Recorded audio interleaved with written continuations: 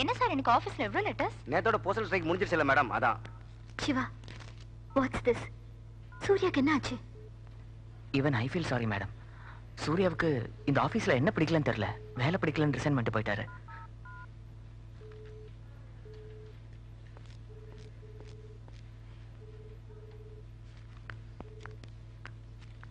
யாருக்கு லேட்டா? மிஸ்டர் சூர்யாவுக்கு மேடம். ஜெய்ப்பூர்ல இருந்து ரீடைரக்டா வந்திருக்கு. Miss Kamali, 12 state bank road, ஊட்டி.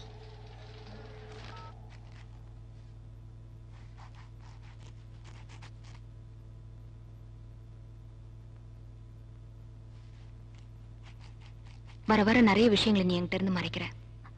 இல்லக்கா, நீ ஊருக்கு போயிருந்தப்போ சூர்யா கிட்ட இருந்து ஒரு லெட்டர் வந்தது. நான் படிச்சுட்டு ஒரு ரூம்ல வச்சிருந்தேன். பாத்தியா? என்ன மன்னிச்சிருக்கா.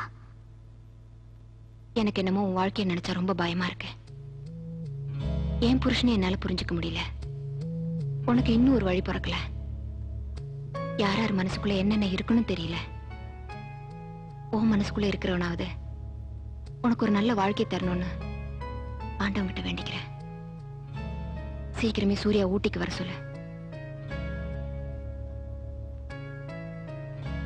என்ன பதிலே காணோம்? இன்னைக்கு சூர்யா கிட்ட இருந்து இன்னொரு லெட்டர் வந்திருக்கு. அவர் வேலையை விட்டுட்டாரா, மறுபடியும் ஒரு வேலையை தேடிக்கிட்டு லெட்டர் போடுறேன்னு எழுதியிருக்காரு. உனக்கு ஒரு வாழ்க்கை ஆரம்பிக்குதுன்னு நினைச்சேன். எங்க அது முடிஞ்சு போயிடுமோன்னு பயமா இருக்கு.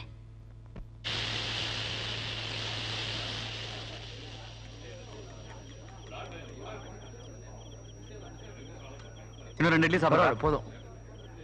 ஆமா, இன்ட்ரூ என்னாச்சு? வழக்கம் போலதான், தபால்ல பதில் வரும். பன்னீர், எனக்கு தான் டிரைவிங் தெரியுமே, லைசன்ஸ் வேற வச்சிருக்கேன். பேசாம ஒரு ஆட்டோ ஏற்பாடு பண்ணி கூட ஓட்டுறேன். நீ ரொம்ப பிராக்டிகலா பேசுற. நாளைக்கே ஏற்பாடு பண்ணி கொடுத்துறேன். ஓகே, தேங்க்யூ பன்னீர்.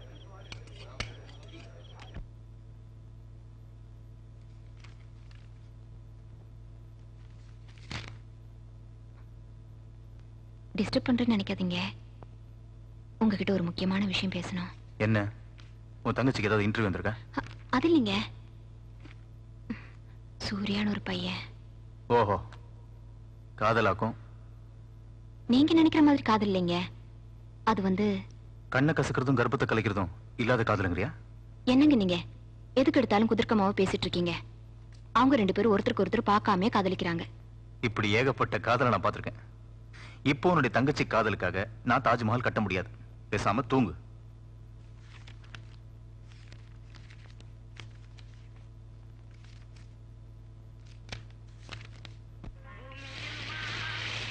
என்ன கோட்டர் அடிக்கலாமே? போதண்டா, போலாம்.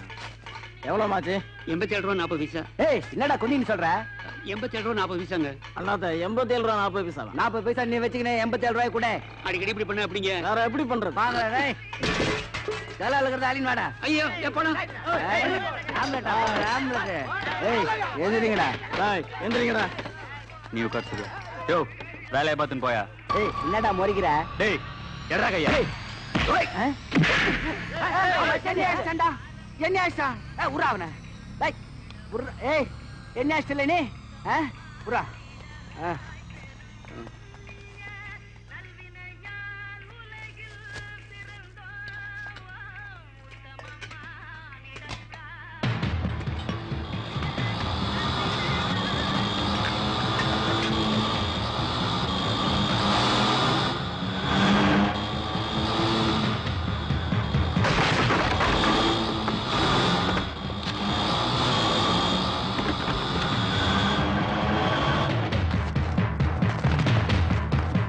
இவன் தான்டா.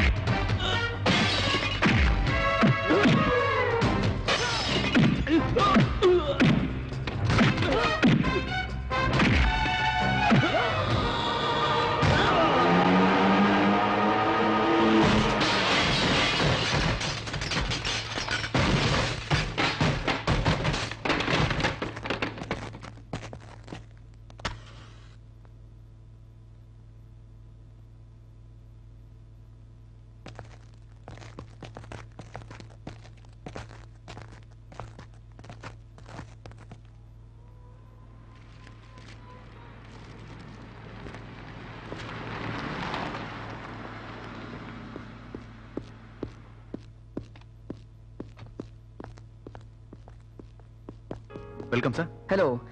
எங்க மழை வந்து லேட் ஆயிடுமோன்னு நினைச்சேன். நோ கரெக்ட் டைம் வந்துட்டீங்களே. நான் கூட ஆபீஸ்ல 3 hours பர்மிஷன் ஆயிட்டு தான் வந்திருக்கேன். I see. Please go in. சாதாரண வீடு, சாதாரண சோஃபா. Please sit down. உட்காருங்க. நல்ல மனிதராச்சே.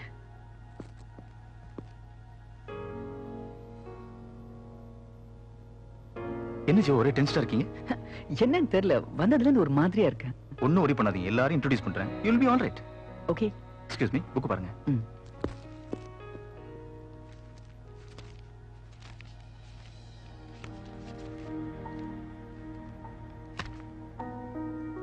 வாங்க.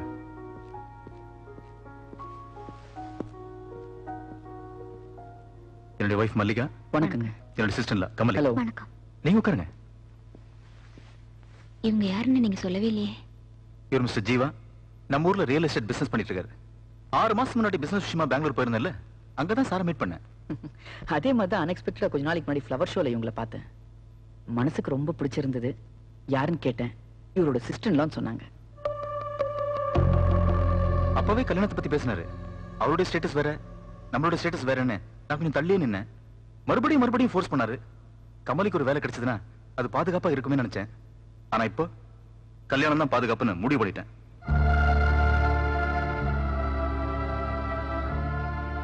கமலி, சார் காஃபி கொண்டு வாமா? No thank you. சார் சும்மா ஒரு விசிட் வர சொன்னாரு. அது இப்படி ஒரு பிளசன்ட் விசிட்டா மாறும்னு நினைக்கவே இல்லை. 5:30 அதுக்குள்ள இருட்டுச்சு. ஊட்டி கிளைமேட்டை நம்பவே முடியல. நான் அர்ஜென்ட்டா கிளம்பணும். நான் வரேன். Right sir. கமலி, உங்களை எனக்கு ரொம்ப பிடிச்சிருக்கு. என்ன உங்களுக்கு பிடிச்சிருக்கான்னு தெரியல.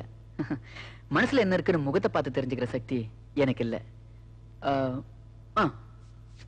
இது என்னோட விசிட்டிங் கார்டு. நீங்க என்கிட்ட ஏதாவது பர்சனலா பேசணும்னு நினைச்சீங்கன்னா தயக்கம் இல்லாம பேசலாம். மிஸ்டர் சேகர், நான் வரேங்க. நானும் வரேன். You please stay. வரேங்க. வாங்க சார். See you.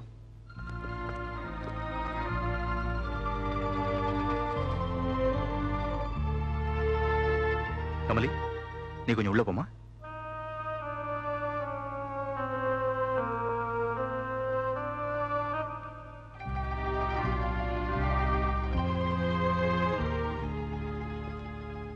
கமலி கண்ணுல கண்ணீர், உன் முகத்துல குழப்பம். இனிமேலும் கமலிக்கு கல்யாணம் ஆகலன்னா 4 பேர் 4 விதமா பேசுவாங்க இல்லையா?